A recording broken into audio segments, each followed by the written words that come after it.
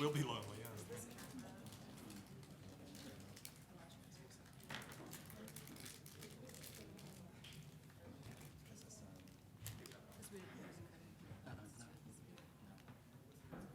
Yeah, we're just talking about. We don't know.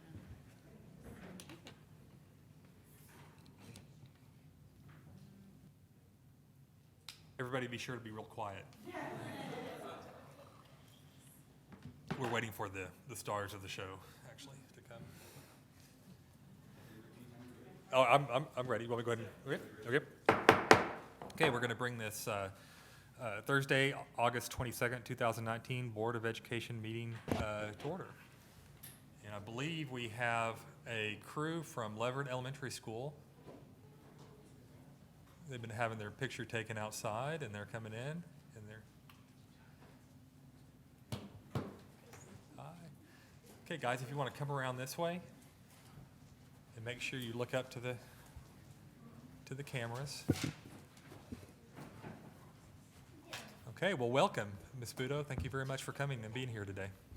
Thank you. We have a group of kindergarten through fourth grade Leverett students. They're excited to be here. They've got lots of wiggles. We were getting them out there in the hallway. So I'll let them introduce themselves to you. I'm in first grade, and my name's Jessica. My name's Eleanor, and I go to first grade.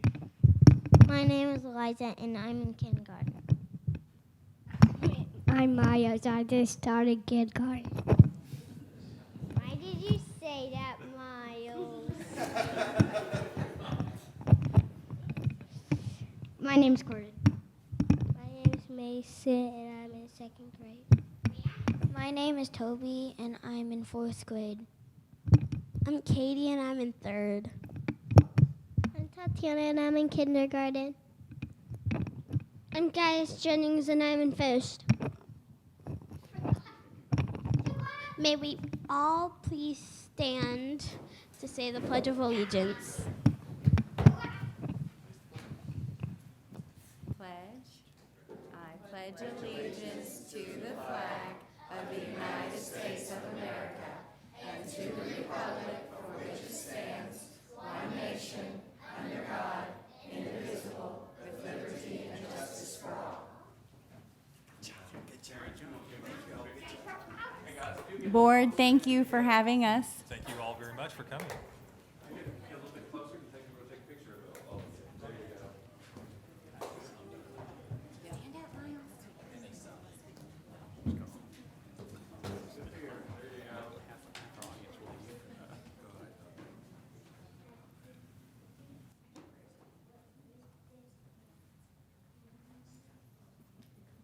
to get a good one.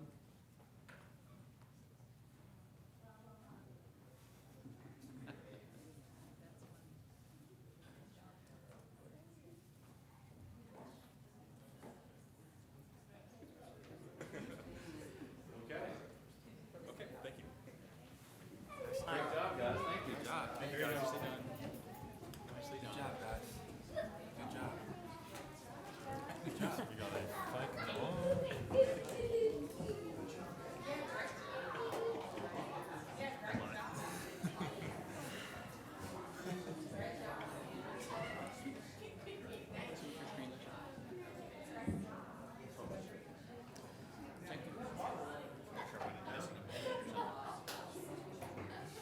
Tim will be handing them their diploma before we know it. It's like, it'll be happening just like that. It will. Yeah, exactly. Okay, so up next is roll call. Justin Eichmann, Here. Nika Weitzman, Here. Megan Hurley, Here. Tim Hudson, Here. Dr. Bob Moranto, Here. Garrett Richardson, Here. Keaton Smith. Here. Mr. Eichmann. I have not received any citizen participation, neither has Alan, so we're going to go ahead and move over to the board member liaison reports, and I'm going to go ahead and skip over the Public Education Foundation. The next big thing, though, is the Hall of Honor, which is coming up in October, and I'll have more about that in September. But we did have a Hall of Honor luncheon where they did the announcement of the four for individuals to be inducted this year, and that was 2 weeks ago. So looking forward to that, but I'll have more information about that in September. So with that, I'll turn it over to Tim and Adult Education. Do you have anything? Okay. Dr. Moranto with the Academic Advisory Committee.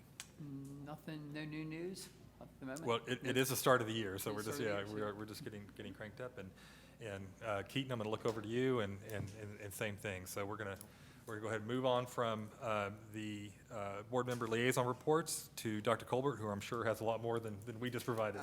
Yes, Yeah. good evening, and thank you very Yeah. much. I would like to just talk about all the new hires and also the parking update, because there are some updates there. You know, before we talked, we just had 71 new teachers, but as of today, we have 82 new teachers. And out of the 82, 21 are first-year teachers.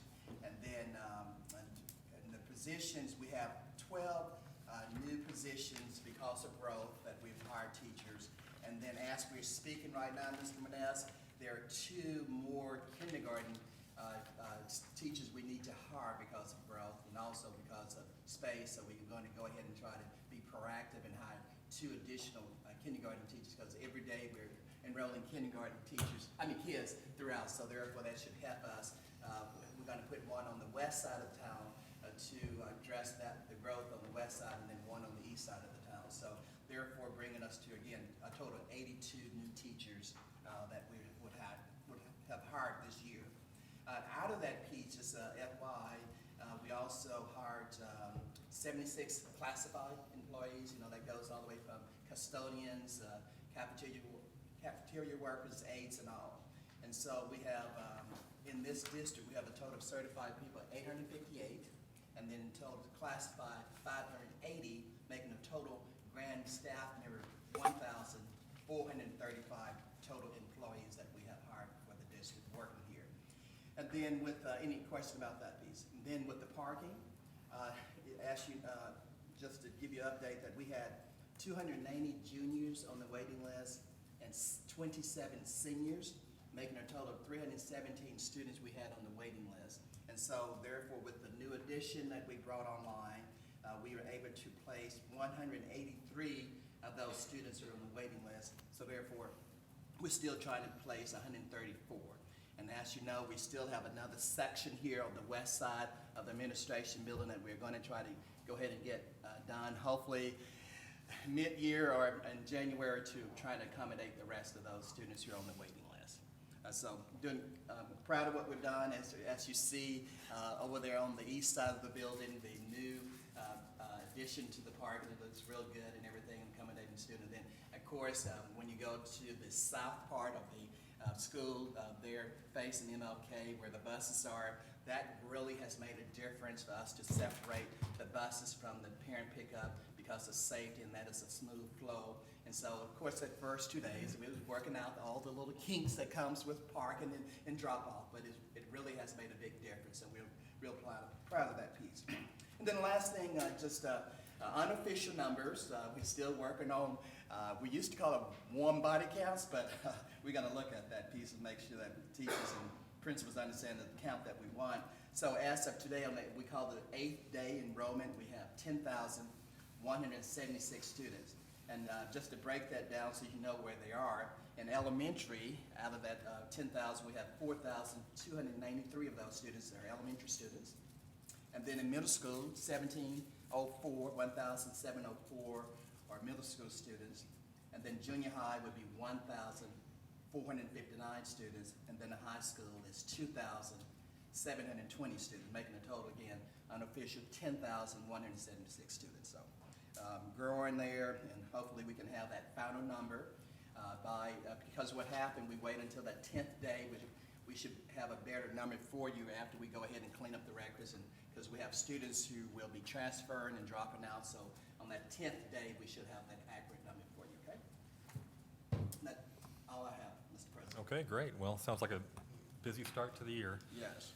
Okay, so next up, we have the consent agenda, and at this time, I can take a motion to approve the consent agenda as presented, or any board member can ask to pull out an item for individual consideration. I move that we accept the consent agenda as presented. Second. Any discussion from the board? All right, all those in favor, say aye.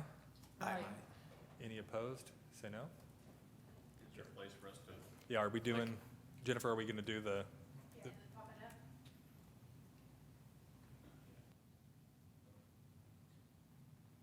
I failed to mention at the beginning that we are still, there it goes. We're doing the board docs. This is month 2.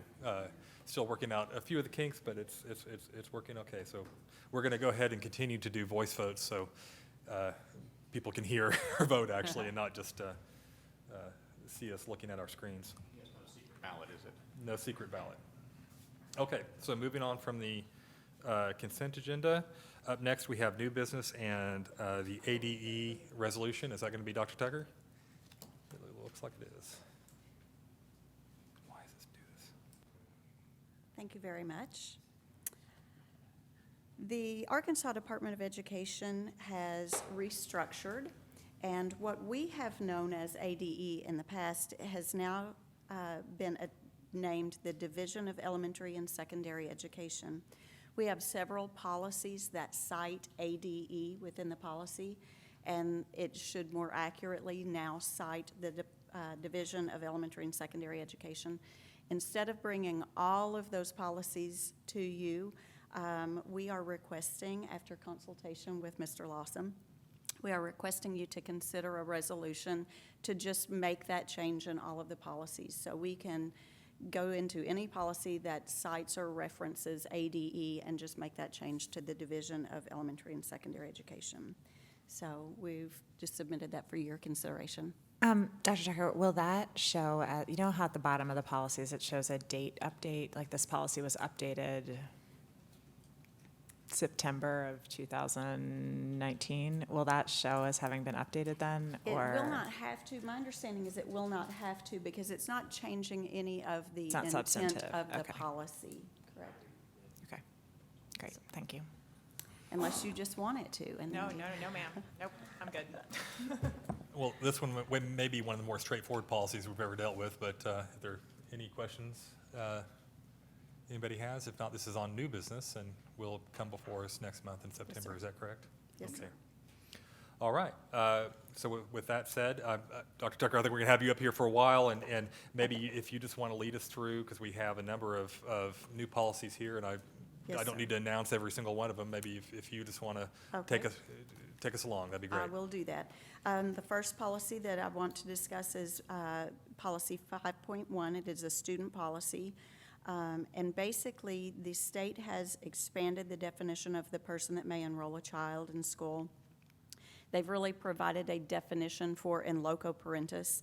It means relating to the responsibility to undertake the care and control of another person in the absence of supervision by the person's parent or legal guardian and or formal legal approval. My understanding is this change came about or originated in a discussion around the military compact and some of the requirements for enrolling the children of military personnel. But we're just asking to update this policy to include that definition in our residence requirements. In the past, it has said that the parent, guardian, or person in loco parentis, and now it will just extend that and expand that definition somewhat. So any questions about 5.1?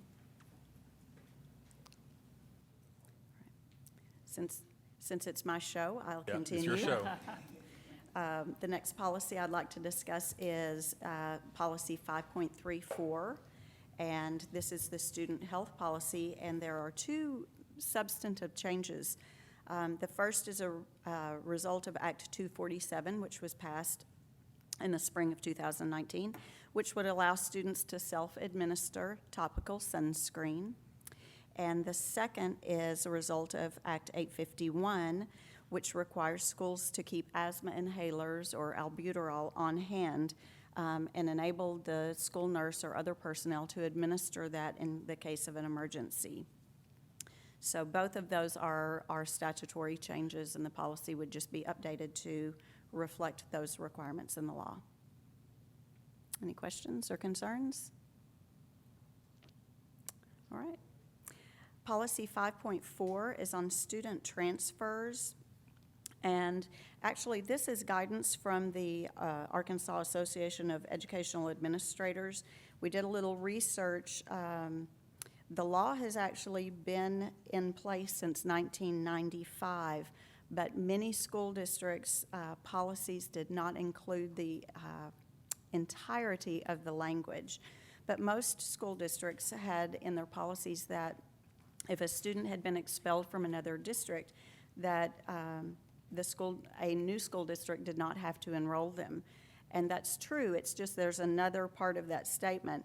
They don't have to enroll them if the board meets at the time of the enrollment and hears the student's case and then votes to delay their enrollment.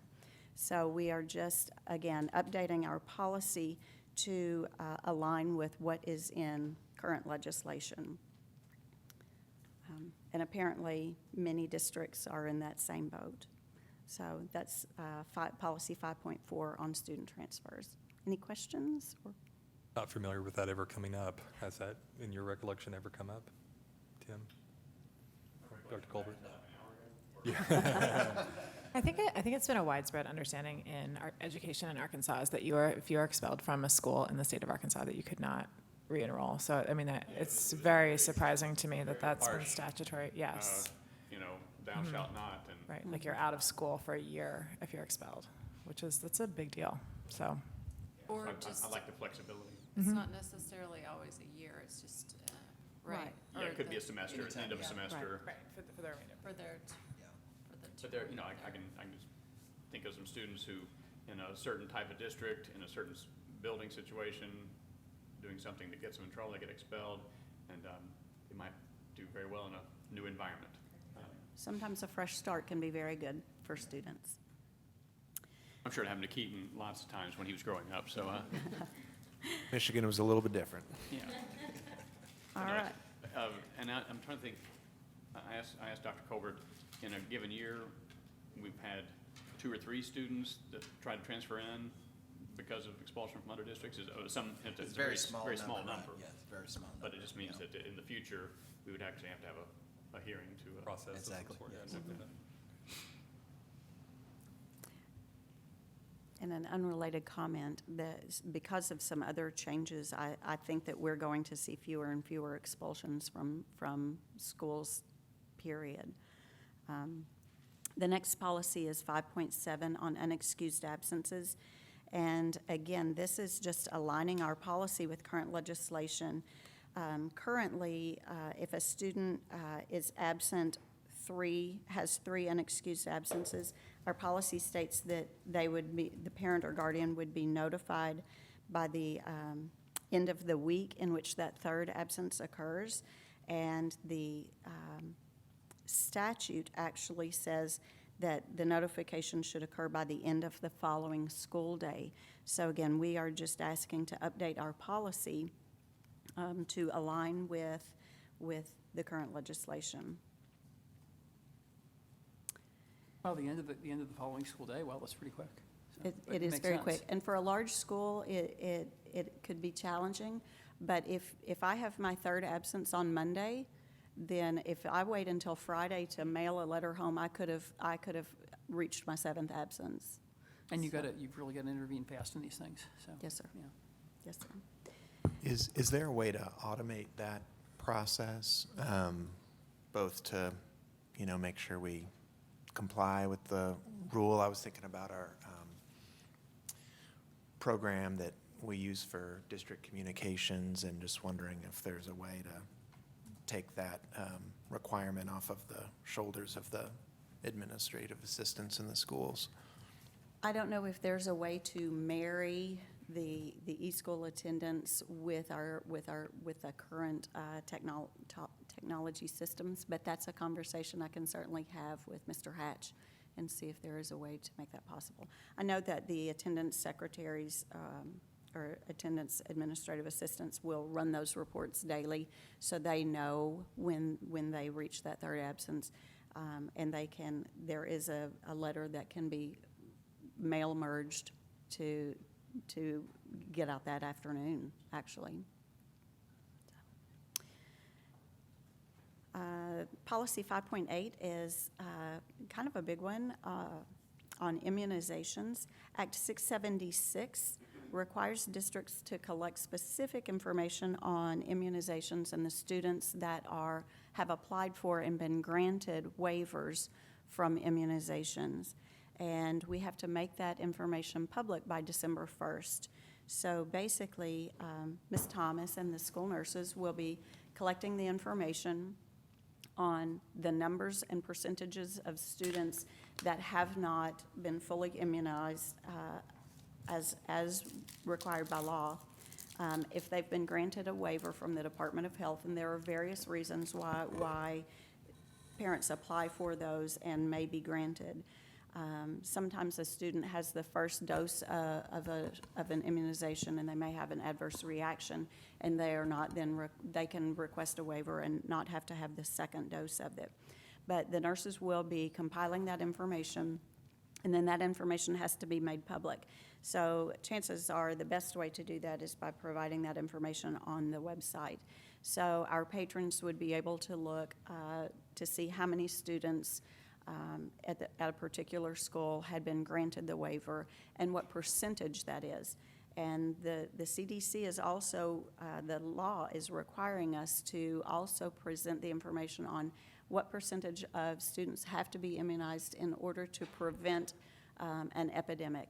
So what percentage of kids in an elementary school have to have the chickenpox vaccine to prevent an epidemic of chickenpox if someone were to get.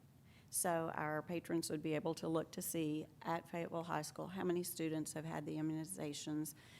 Does that percentage meet what's required to prevent an epidemic? So this will be an increased assignment on our nurses. They compile the information anyway. They know in their schools who have not been immunized, because if they do have a case of chickenpox in an elementary school and a child has not had it, we take steps to protect that child from being exposed. So there are requirements as to how long the students would need to be out if a case were to come up. But this will impact every school district in the state. So this is not just a Fayetteville School District initiative, but again, it's statutory compliance. So It will be broken down by school? My understanding is it will be broken down by school. And the final policy is 5.9 on school choice. And again, we're just asking you to, it's updating the rules, and one of the largest components of this was the impact on dependents of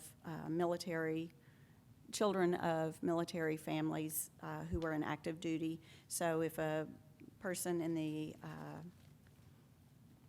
Army is assigned here as an ROTC inspector or ROTC instructor and has a child, and they move in August or in November, they have the option of requesting school choice within 15 days of their reporting for that duty. So that's probably the biggest change in that piece of legislation. So I appreciate your consideration of these, and I'll take any questions you might have.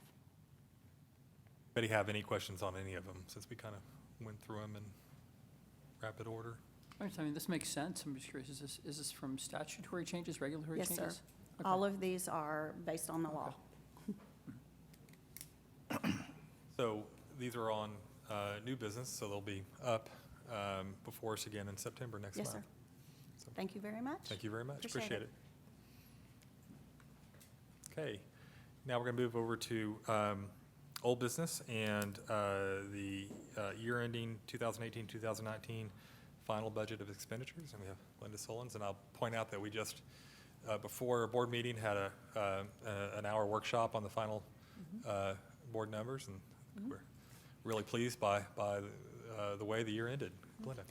Just want to ask the board to approve the final expenditures for the 2018-2000 school year, which included over $127 million in expenditures over all the funds, 78% of that being payroll and salary benefits. And we ended with a balance of about $13 million, which is a nice number going into the next fiscal year. And a transfer into the building fund of 1.6 as well, so. As we talked about in the workshop, it's a really nice situation to be in considering all the projects, all the programs that are going on, the new things, in addition to raises and just a lot going on. So it's real nice to come in under and to kind of exceed expectations. Yes. You met our mission, Glenda. That's Yeah. great. Okay. And all the task force materials we were able to provide too, Yep. as well, Yep. with that Absolutely. budget. Anybody have any questions for Glenda? None? Just thanks. Yes. Appreciate it. Okay. Where I can accept a motion now to, I guess, accept the final budget of expenditures for year ending 2018, 2019. So moved. Okay, have a motion from Tim, Second. second from Nika. Is there any discussion from the board? Any discussion from the floor? Okay, all those in favor say aye. Aye. Any opposed say no. Motion passes 7-0. Thank you. Everybody vote? Everybody good? Well, this is a record. I don't expect it next month. It'll be quite a bit more lengthy, but we have no further business, so we're going to stand adjourned. It's a Tim Hudson dream meeting.